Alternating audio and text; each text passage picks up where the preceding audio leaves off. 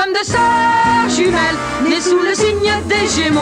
Mi fa sol la mi ré mi fa sol sol sol ré do.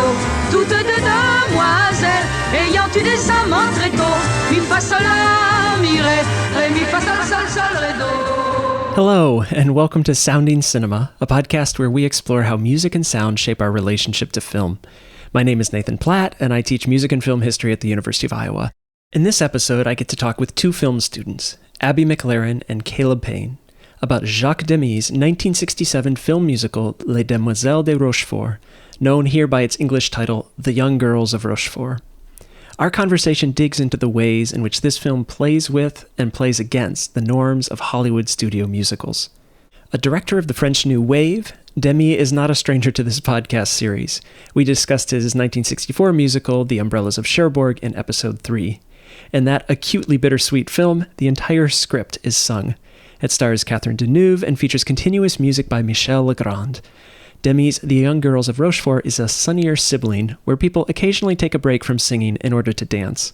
Catherine Deneuve returns and is joined by her real-life sister, Françoise d'Orléac. In the film, they play the twins Delphine and Solange. They are Les Demoiselles de Rochefort, professional women who run a dance studio and compose music.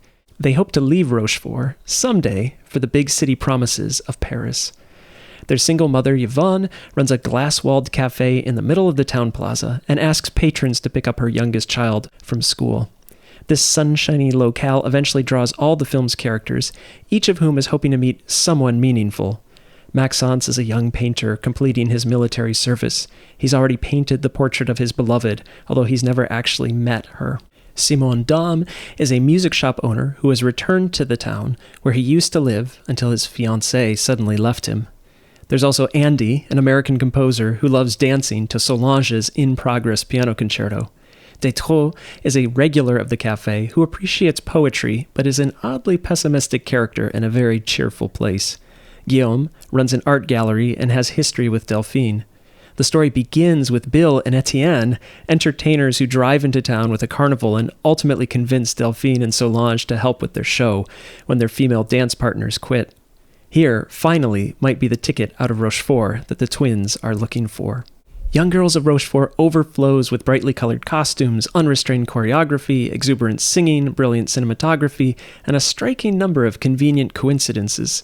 Shot on location in Rochefort, the film is fully committed to its own whimsy, and its blend of realism and fantasy still resonate in films by Wes Anderson, Damien Chazelle, and Greta Gerwig. In the conversation that follows, we talk about how Demy's film responds creatively to the traditional Hollywood musical, a dialogue that Demy makes explicit by casting Gene Kelly as Andy and Georges Chakiris as Etienne. Kelly had starred in many Hollywood musicals, of course, including An American in Paris and Singing in the Rain, and Chakiris had recently played Bernardo in the 1961 film adaptation of West Side Story.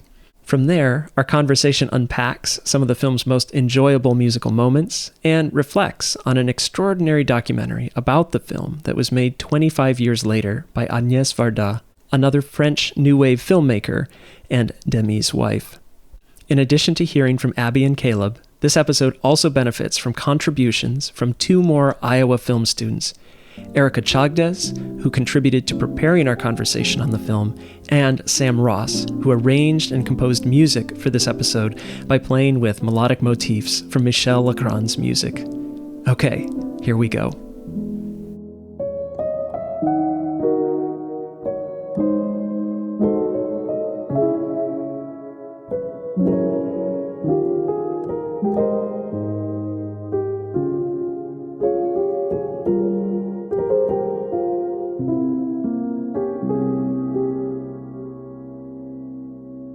I think something for me that made Young Girls seem different from the other Hollywood kind of stagey musicals we've seen is how it was shot in Rochefort on location. A lot of these movies we've seen, like Singing in the Rain and other sort of these movies we think of as classic Hollywood musicals, have been shot on sets and sound stages that kind of give them this like artificial feeling. But with this being actually shot in Rochefort, it gives it this grounded quality within the musical, even though so many of the locations are like stagey, Like, I think the cafe in the middle of the square and the square itself and like the platform you see coming in at the beginning. Yeah. You know, Jacques Demy's gone out and found all these like real life locations that are kind of akin to the sets that have been built for the Hollywood musicals. Yeah. And I think that's a cool way to like take that phenomenon and change it and like present it in a new fun way. Something I sort of noticed is that, like, you already mentioned sort of the number of characters we're following. It sort of feels like a maximalist interpretation of Hollywood musicals, where it's like, oh, here's 10 different musicals all happening at the same time. And I was sort of thinking that it's like in a normal musical, you'd have your musical numbers, and then you'd have the drama scenes of like characters interacting, and there's some sort of issue that happens, and then more songs. And here it's really interesting that you don't really have the sort of non-song movie elements. Like, almost everything, it's just like the movie starts out and we're introduced to all of our characters through songs, and each character has like, oh, here's what I want, here's my problem, a song. And then they sort of just do that for the first half of the film, and then the second half of the film is just all of the characters finally meeting up and like meeting with the person they're supposed to be with, quote unquote. And I think that's really interesting because there's not really like the like characters interacting outside of song element to it. It's all sort of, it's basically all of the setup that a Hollywood musical would have, and then it immediately pays all of them off, which I think is really interesting because it doesn't feel like that's what's happening. It feels like a normal movie, but sort of paying attention to it and dissecting, and it's like, oh, this is like very odd, a very odd way to structure a sort of drama. I wrote down a quote from the Agnès Varda documentary on the shooting of this, and it was a quote from Jacques Demy. He said, "The plot means nothing to me. It's a general feeling about the movie," which I thought was interesting because the plot is so kind of specifically odd. It feels maybe like more attuned to real life than a Hollywood musical does, maybe in some way, which is odd to say because all of their resolutions are so kind of fantastical. Right. It's like they all fall in love at the exact same time. The thing that like is kind of realistic, I guess, is like you live your life, you know things about yourself, you meet other people in your life, and like in the movie they all happen at the same time. One more thing to add to sort of go off of that, something I really liked that I don't think I noticed on my first watch is that there's all these little moments of characters like it's sort of like challenging the two characters being made for each other convention of Hollywood musicals. Like, you'll have the two characters made for each other, and every other sort of love interest is an obvious wrong answer, or they'll become an obvious wrong answer. And something interesting about this movie is that there's a lot of these moments where people are like, oh, maybe I love them. You know, like there's, I think, Monsieur Dame and says that about Solange. Andy comes in, he's like, oh, are you in love with her? He's like, oh, maybe, you know. And I thought that was really funny. I was like, oh, that's an interesting way to do it. And I think there's a moment later where the sisters are like, oh, maybe the Carneys do love us, you know. Do you think they love us? And I'm like, oh, this is interesting. There's all these little moments. It feels very real. It does seem like in so many Hollywood films, musicals, certainly romantic comedies as well, there's like the meet cute, and we're like, okay, this is the relationship we're caring about. We expect there to be some misunderstanding that's going to derail it for a while, but by the end, it will all be sorted out. And yeah, this doesn't really worry about that. It sets up these relationships, but then it doesn't really actually, like, we don't see those relationships really unfold. People find each other at the very end, but because there aren't these sort of obvious, oh, we are now going to watch a relationship develop between these two people, it allows for these kinds of really relatable expressions of uncertainty and just sort of like, you know, I don't know. I don't know how this is going to turn out. I don't know what's going to happen with my life. And so, you know, on to the next song kind of, which is really neat. Yeah, I think the movie feels very fascinated with kind of like the hope or like the journey stage. I remember I wrote down, when I was taking notes watching the movie, I wrote down je souhaite, which means I wish. I was like, that's just such a beautiful French word. Yeah. But I was just thinking of a funny connection. Like, this musical feels like a much better version of Love Actually, where you just have all these random sort of pairings that are kind of mixing, but it's actually good. Yeah, no, that's such a great comparison because, yeah, we have so many different characters.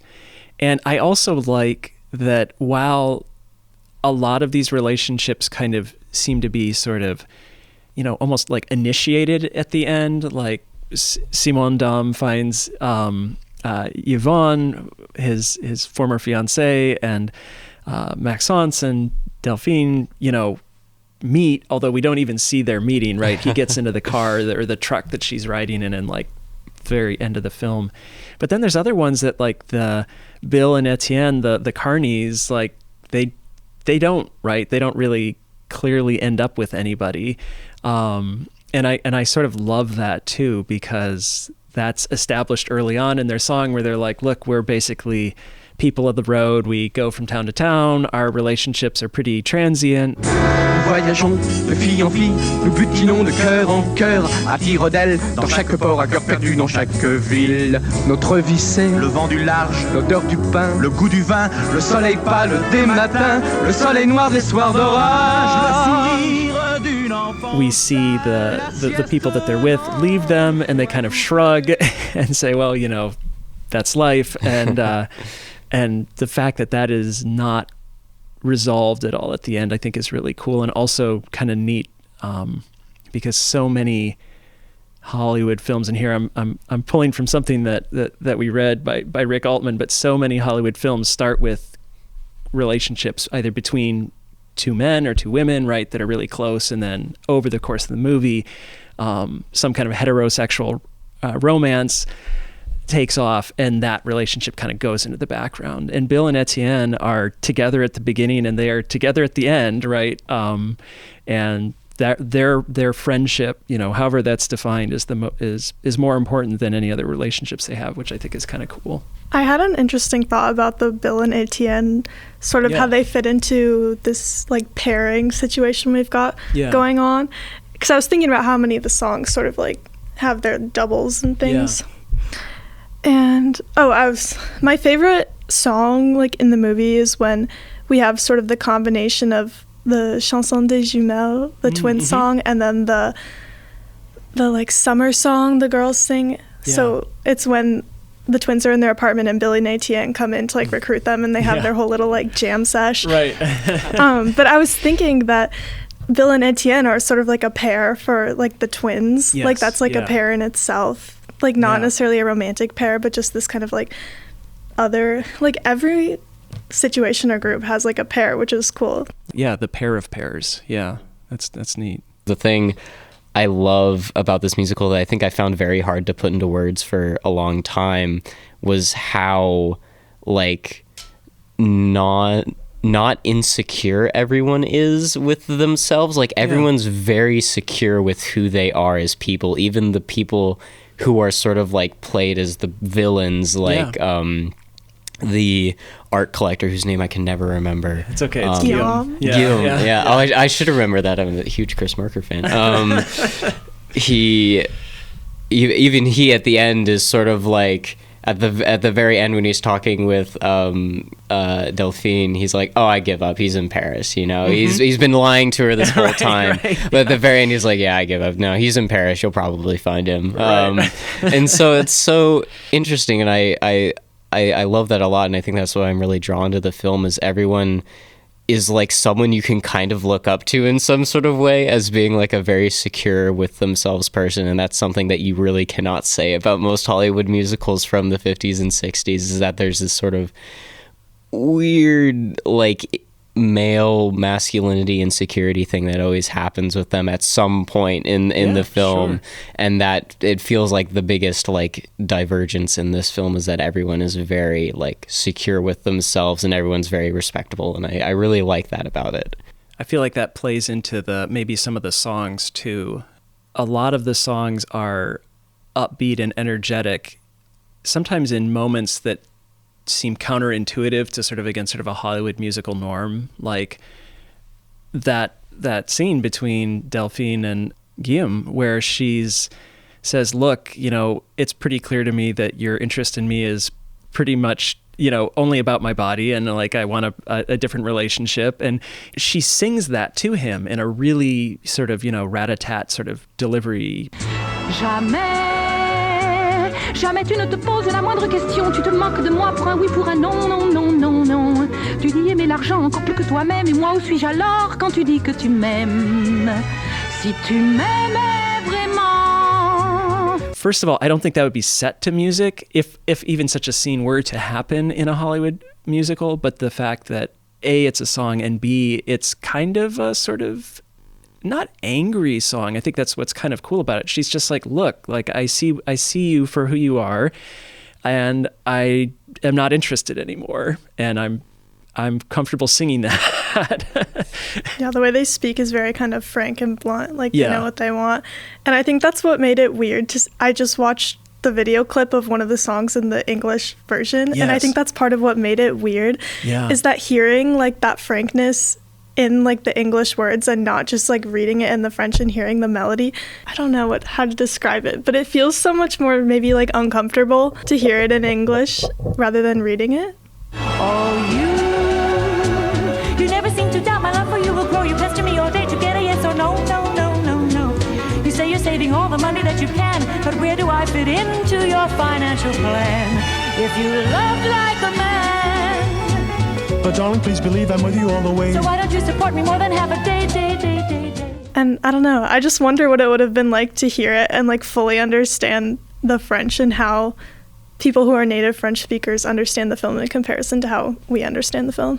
Absolutely. Yeah, that's such a great point, and I'm not prepared to sort of speak to that, but I think you're absolutely right that it's not only how it's being delivered, but how it's being received, and each person's relationship to that language. It does make me think of like, one challenge of setting English in popular song or hip hop or whatever is rhyme, right? There's a lot of other languages where rhyming is a little bit more readily available because of like the gendered endings of nouns and like verb endings and stuff. And so that actually sort of changes the stakes a little bit.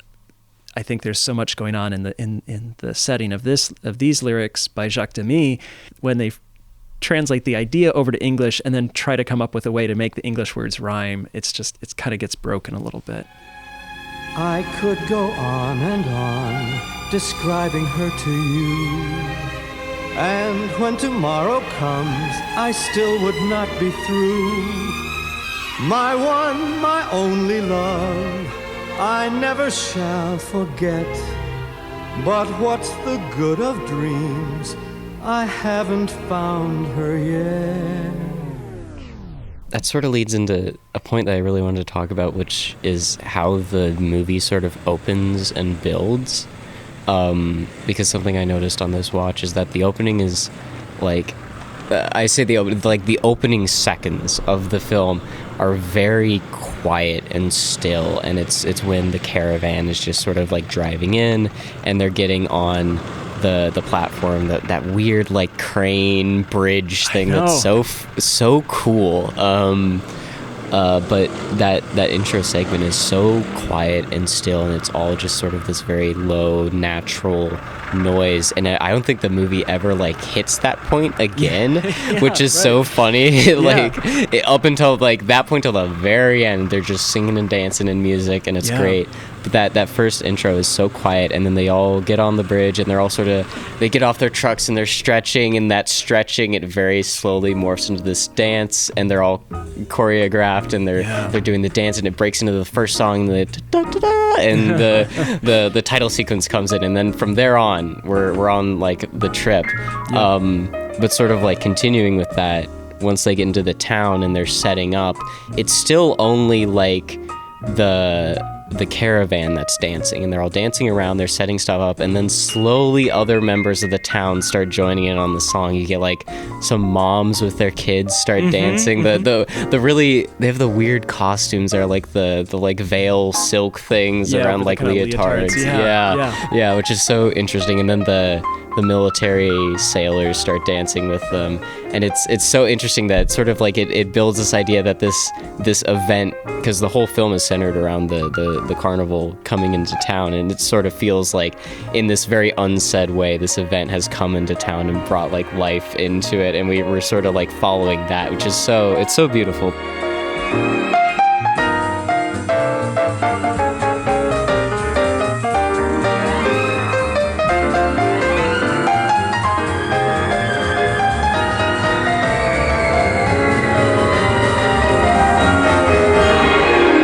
very wordless. It's very in the background. But once you think about it, you're like, oh, we followed the carnival in and out of this town. We saw them. And so it's really beautiful in that way. Yeah, there's something about it that feels almost kind of like this is a representation of what musicals as a genre are supposed to do, which is kind of sort of transform our sense of the possible. I have to imagine that is inspired, at least in part, by the opening of West Side Story, the film adaptation of that, because that also starts with just sort of ambient noise, in that case urban ambient noise, but then slowly music enters, and slowly, as we're introduced to the gang, they are just dancing instead of walking down the street. And so there's that similar kind of thing where it seems like we're starting in a really realistic sort of representation of reality, but very quickly things slip, and it's fun. We're glad that they do. Yeah, I think that's such a great way to open a musical, both in West Side Story and in Young Girls of Rochefort, just to kind of like ease you into the space of music happening sort of out of the blue. Yeah. I think of like The Opposition, where maybe you just start on like as if it's a traditional like movie, not a musical, with like dialogue and things, and then you have the moment where they switch to song. And it is like a lot more unsettling than being sort of like have your handheld walked into like the situation. I think it's a good way to sort of, like you were saying, you get brought into it along with the people of Rochefort. I remember that Damien Chazelle for La La Land, and he was very influenced by Demy as well as Hollywood musicals, but wanting to start that film right with like, it's the traffic jam, I think, is where it starts, and then that leads into a musical number. And that kind of, I don't remember him saying as much about sort of like wanting to ground it in reality, although clearly it is on location in a very real Los Angeles expressway. But this idea of saying, welcome to this world. This world is different, and we're going to express that through, a musical number right off the bat. I guess some Hollywood musicals might do this, but it feels like within the world of the film, they're appreciating music not just as kind of like a vehicle for the story or an homage to Hollywood, but like in the story and in the city, it is this expression of love and joy, even in the moments when they're not like performing or like doing their little musical sequences. I'm thinking about how like prevalent it is in the twins' life. They both are like multi-instrumentalists. Same with the Carneys. They just pull up to the apartment and can like play all of the instruments. And the sisters' like musical careers. I think it's cool how that's kind of prevalent throughout, and it contributes like to the larger feeling of the film as being kind of having the association with music and joy.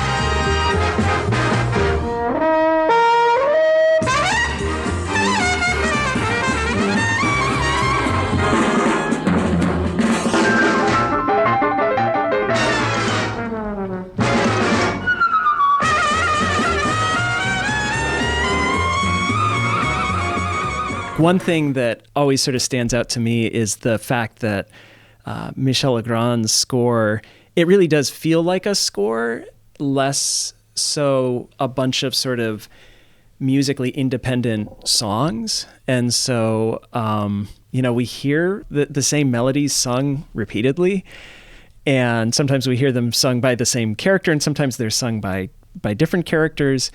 Delphine and Maxon both sing like the same sort of melody, which is such a funny like concept, because they're both singing about the other person that they've never met before, but we know that they're singing about each other, so it's very, very funny. Je l'ai cherché partout, j'ai fait le tour du monde, de Venise à Java, de Mania encore. Une philosophie d'esprit démocratique et du poète enfin la rime illimitée. I like what you said about it. Like, it definitely feels like a film score and not just sort of like songs, which I think is very interesting, because I didn't even really notice that when thinking about a comparison to Hollywood musicals. But yeah, the just like structure of the songs is so interesting, because it's like jazz and classical and orchestral, and it's just such a beautiful fusion of like all of these different sort of like styles of songwriting, and I think you can like really tell Legrand's like just range of inspirations, especially there's that one moment where they're singing the song and they mention all of these musical artists. And it's the moment where they also mention Legrand. Voulez-vous du Stravinsky? Voulez-vous du Jean-Sébastien Bach? Ou du Bogoslavski?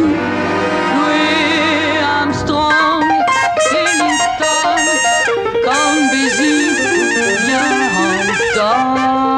Ou préférez-vous entendre du Michel Legrand? That is the song where they go to other characters and we see like Yvonne and Andy and Maxence. Maxence is like walking with the army and he's like smiling and like singing about Tuppy. That made me laugh. Yeah. But it's cool how they pull sort of like everyone into that little moment. Et dans le même instant, par le plus grand hasard, retrouver cet amour le jour de mon départ.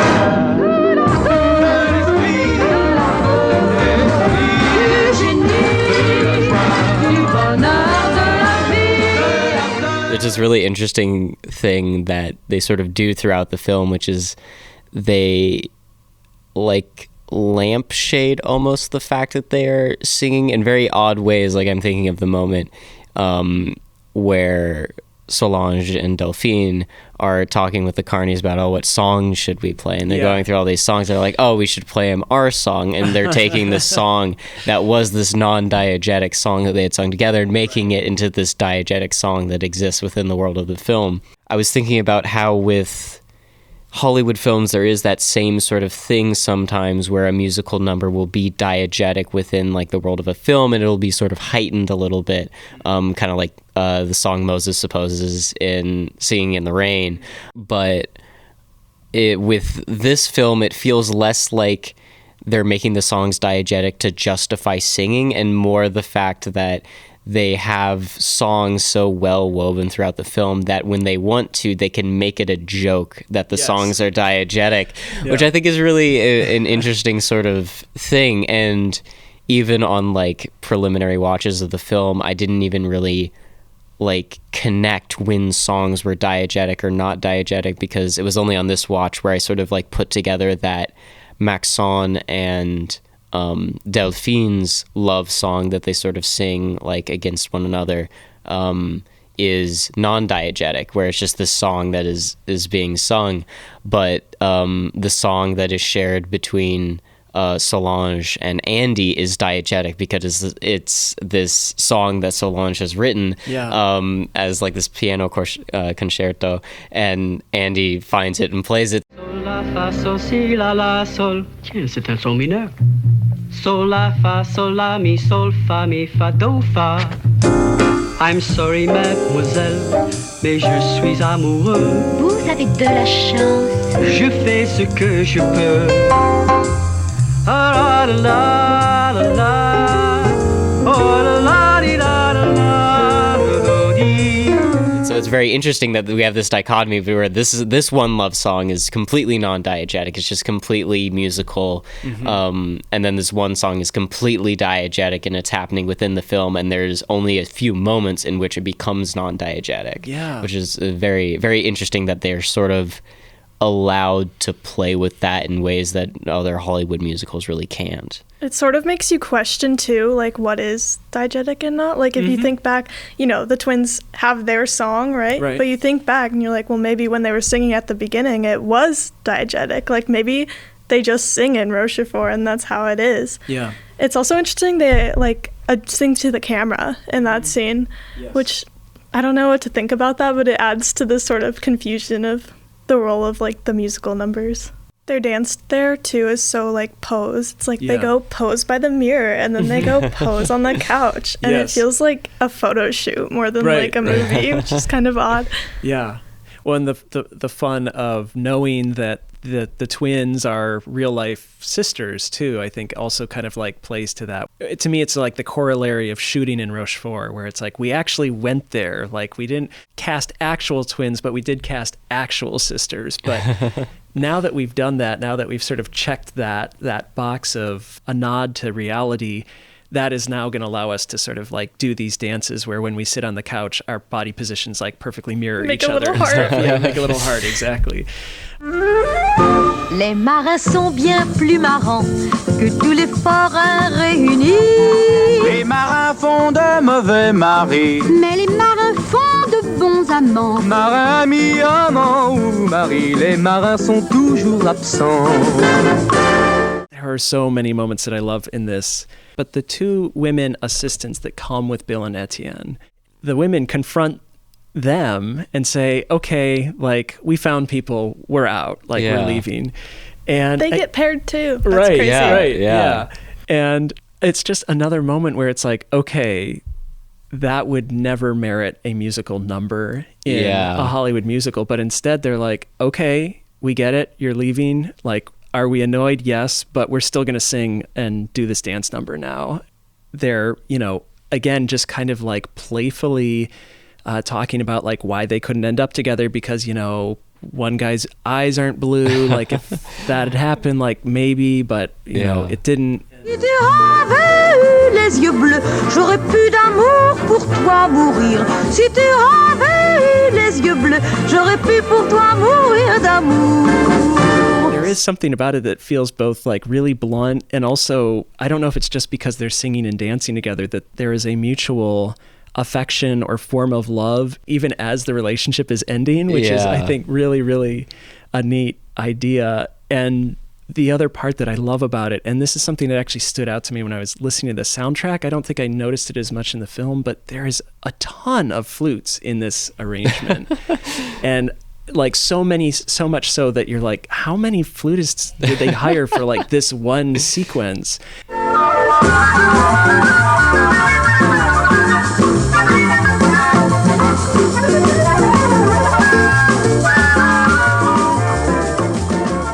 So that kind of helps it sort of stand out from some of the other musical numbers. You know, flutes have all sorts of different associations, but certainly like light and sort of flitty.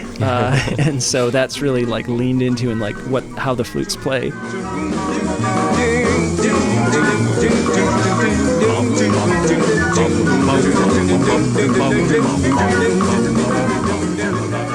Towards the end, there's this scat vocals that enter the texture. It's like male voices, and then at that point, some of the other like carnival workers start dancing as well. And so you're kind of like, well, is that them? Are they like also singing as they're joining this dance? But it's really not clear, and it sort of in some ways doesn't matter, but it's just such a sort of unusual thing to just sort of like drop into the musical texture at that point. And so I like that even though this feels like, in terms of narrative, not something that merits a song and dance sequence, they clearly put so much like effort into it. Like there's so much sort of just fun that's like in those couple of minutes. Yeah, and I feel like that kind of goes back to this idea of like they don't really care about what the like traditional aspects of filmmaking would warrant, like, oh, this isn't an important scene, so you don't need to spend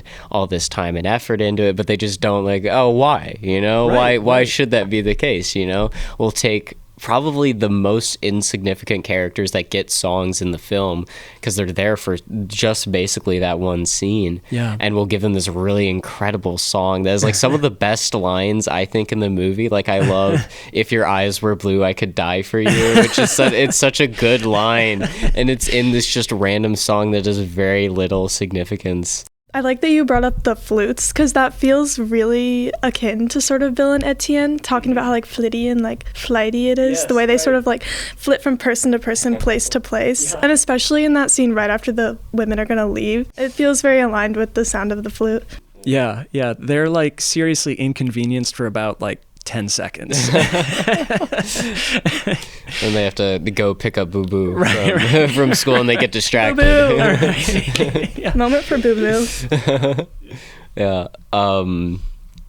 I guess one of my favorite musical moments, I'm going to be a little contrarian here and pick a moment that actually is decidedly unmusical, which I find really interesting. And it's a moment that I didn't really appreciate on my first couple watches because it comes at a very like what I would say is like the lowest point of the film's sort of like entertainment wise. Like it's the part where I think the most people sort of phase out a little bit, and it's the scene right before the carnival starts the next day. It's after the carnies have convinced Delphine and Solange to play for them, and they're all eating dinner at the cafe. I wrote that one down too. Yeah. It's such an odd scene because for no reason they start rhyming. Yeah. All of their dialogue starts rhyming and it feels like very like, oh, this is sort of an Umbrellas of Rochefort. This is an Umbrellas of Cherbourg reference, and they even mention, I think, like the plot of that movie in the conversation. Like, oh, I had this friend who, you know, worked at a car wash or a gas station. It's like, oh, I know that movie. Yes. But it's so strange because they just start rhyming all of their sentences for no reason. And at one point, it's very funny because it's almost like the film knows exactly what you're thinking. At one point near the end, Delphine and Solange's mother is like, oh, you two should play a song. It's boring right now. You two should do a song. Right. And they're like, no, we don't want to. And then the scene just ends and everyone leaves. It's like, that's so funny. Yes. It's so silly. It's almost like sort of like making fun of the boring scenes in musicals that no one remembers or cares about. And yeah, it's so funny. And there's also the little moment with Dutroux in there.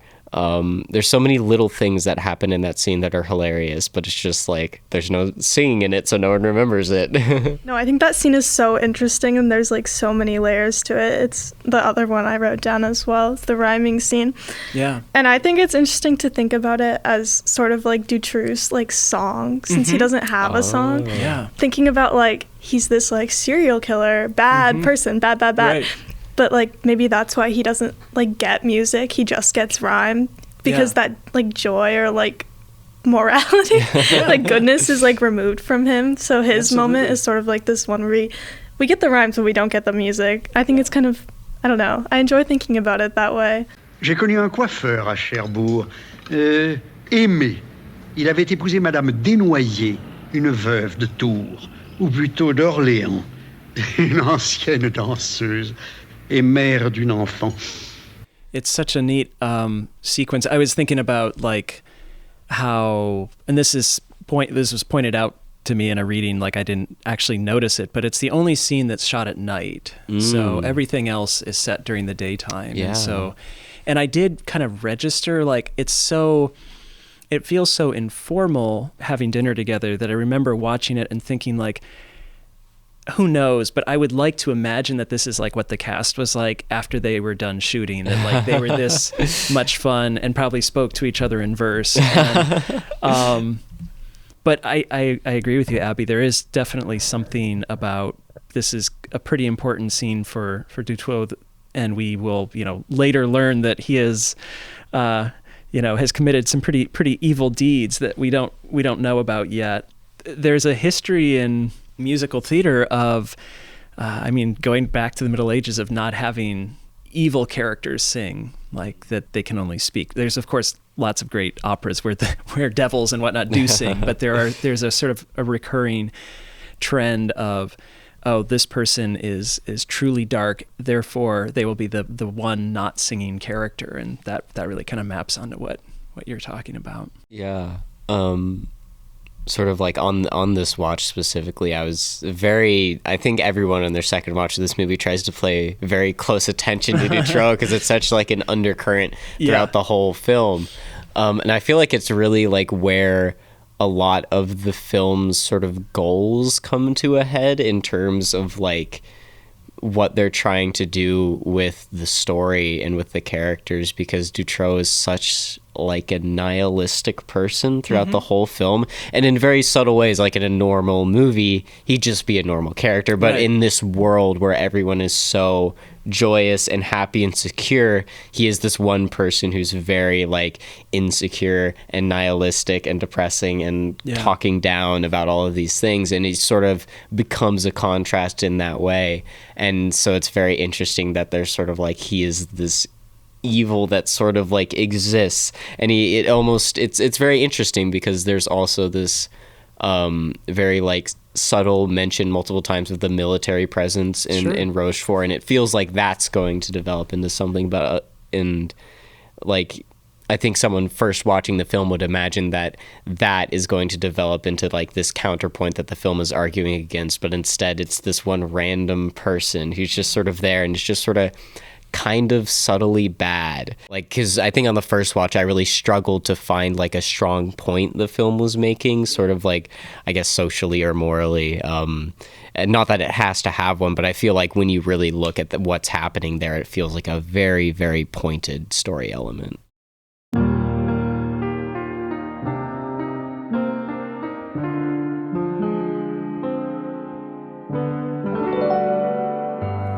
In the early 1990s, 25 years after Les Demoiselles de Rochefort is released, Jacques Demy's widow, the filmmaker Agnès Varda, makes a documentary called The Young Girls Turn 25. The film blends archival footage that Varda took while the film was being made with new interviews and field footage from a celebration that the town of Rochefort holds to celebrate the film's 25th anniversary, a major event that brings Catherine Deneuve, Legrand, and of course Varda herself back to the site of the film's production. Varda interviews Deneuve, but she also interviews extras and local people who recall the film's effect on their community and still register its presence. This is, put simply, one of the best films about filmmaking ever made, and if you care about the original film, you definitely want to explore this documentary. Here are some of the things that we took away from it.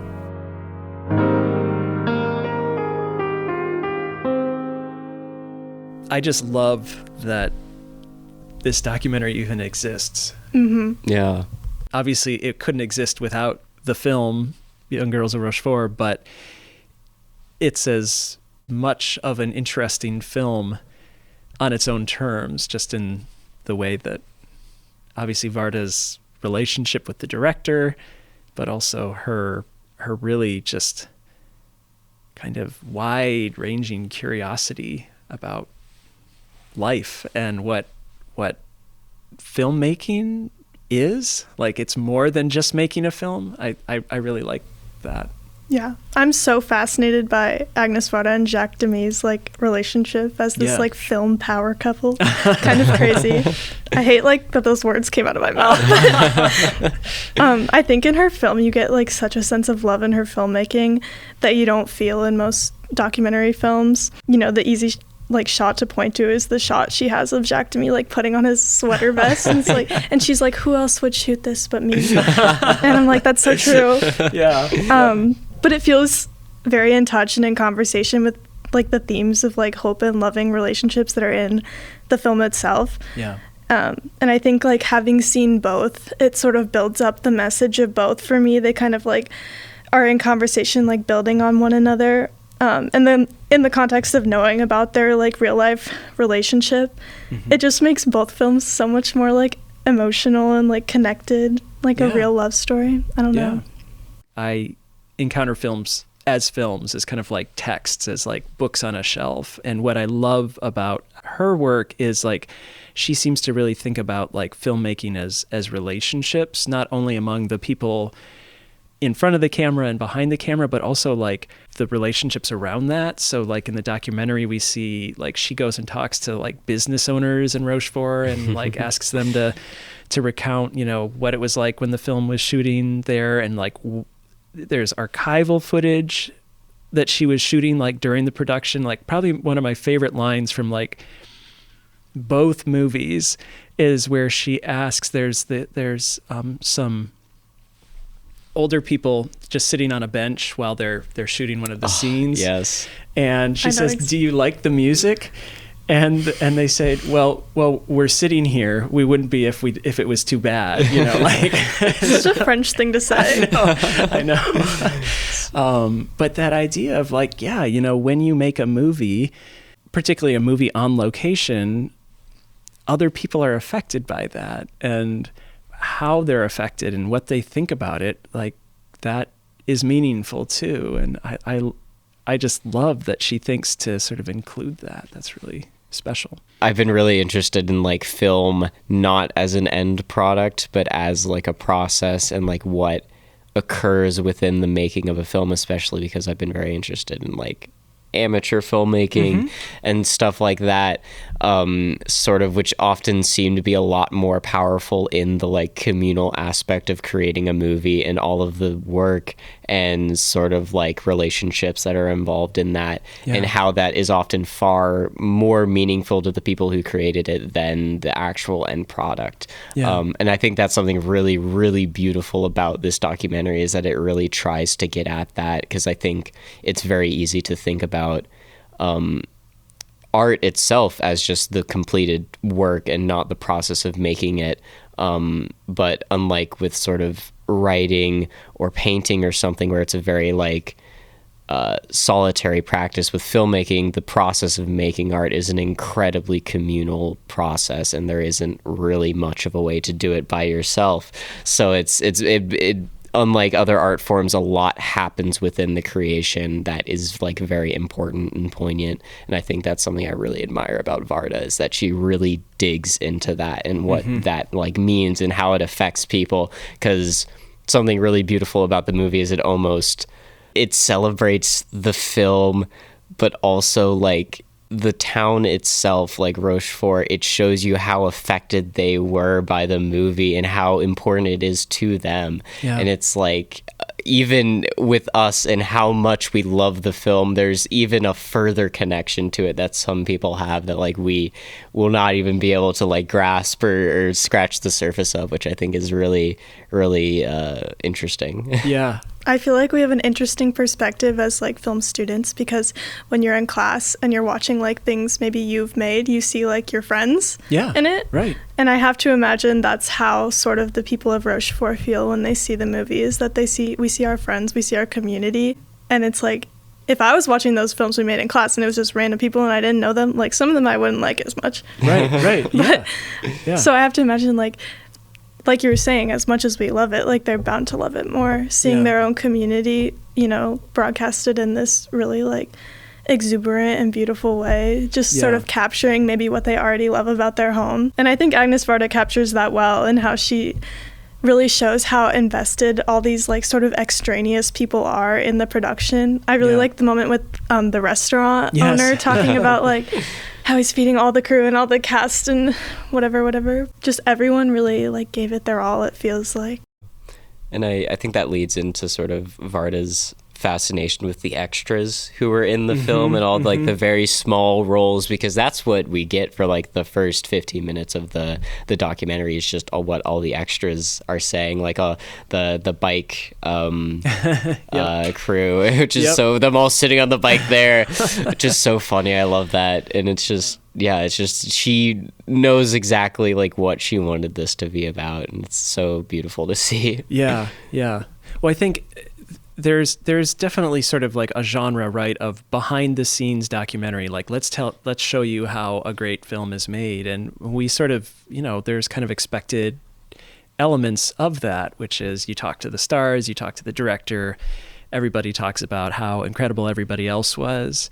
And oftentimes it's even like these conversations are on like, you know, sets, right? Like little spaces with got your little director's chair. Exactly. Whereas this just feels so in the world, and the conceit of it too, of like I feel like she really hit this sweet spot where like this film is being celebrated 25 years after in the town where it was shot. So that idea, like she doesn't have to make an argument for its impact or the sort of the local love of it, but she's there to kind of document that and put that in conversation with all of this other footage that she has. And so it's really neat to see that like, oh, back in 66, she was talking to the people who were just sitting in the square, just like watching things happen. And now 25 years later, who is she going to? She's going to the extras. I love that they were twins, right? Twins who were cast in the film, and they each kept diaries, and like they're reading from their diaries. Cute. Yeah, it's like, obviously that's special. Like I don't expect that everybody is doing that. There were so many like crazy special stories though. Right. And my guess is that,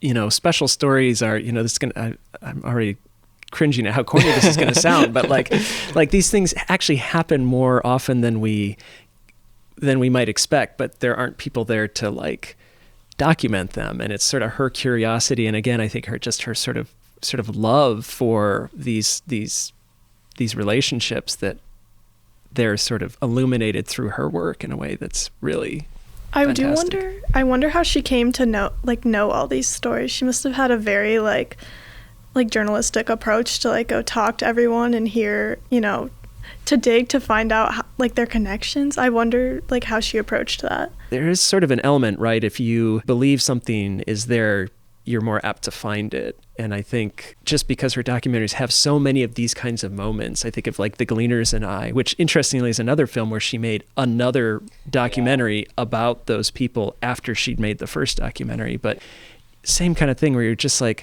okay, maybe she talked to 100 people and these were just the 20 most interesting people she found. Or maybe she just has a way of kind of illuminating how people just inherently are interesting. Yeah, I think she's got such a great eye for finding hidden stories. I think just going back to what we already sort of talked about of movies as this process of creation, I think I thought about that a lot more while watching Rochefort the second time after having seen the documentary, and just the ways that this big event can sort of shift everyone's lives. And it's very poignant that sort of the events of the film with this sort of carnival coming into town and sort of shifting the way that people interact and communicate, as we talked about at the beginning, was sort of it makes them all dance and they all become this musical this musical town for a couple days and then they leave. It's sort of it parallels how the actual creation of the film went, which is so poignant, and Varda makes is very sure to point that out because it's such a beautiful point. But yeah, and it just it's a really I think important thing to think about when watching movies is how this affected real people making it and how that is important. Yeah, I think that it's satisfying to learn that the joy that I feel when I'm watching the film was there when they were making it, because it could have been different, and seemingly based on the documentary, it wasn't. It seems like they were having a good time.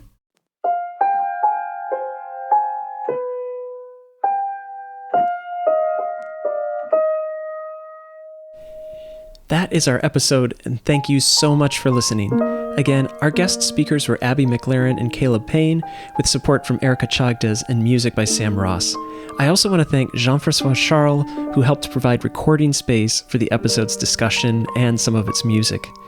You can watch Young Girls of Rochefort and the documentary The Young Girls Turn 25 on VOD.